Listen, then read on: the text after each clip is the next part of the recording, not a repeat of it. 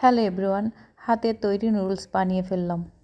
আমি ভেবেছিলাম নুডলসটা বানাতে পারবো না, কিন্তু এত মজা হয়েছিল নুডলসটা, মাশাআল্লাহ খুবই মজা হয়েছিল। বাচ্চারাও খুব পছন্দ করেছিল। নুডলসগুলো বানানো হয়ে গেছে। নুডলসগুলো এখন রান্না করব, সেজন্য পেঁয়াজ কুচি নিয়ে নিয়েছি। পেঁয়াজটা একটু ভাজা হলে আমি আদা বাটা, একটু রসুন বাটা, একটু মরিচের গুঁড়া, পরিমাণ মতন লবণ দিয়ে দেব, ভালো করে কষিয়ে নেব। মশলাটা কষানো হয়ে গেছে, এখন আমি চিকেনগুলো দিয়ে দিয়েছি। আমি এখন ম্যাজিক মশলা দিয়ে দিয়েছি, সয়া সস দিয়েছি, ভালো করে কষিয়ে নিব। মশলাটা কষানো হয়ে যাওয়ার পরে আমি নুডলসগুলো দিয়ে দেব। নুডলসটা ভালো করে আমি নাড়াচাড়া দিয়ে নিচ্ছি।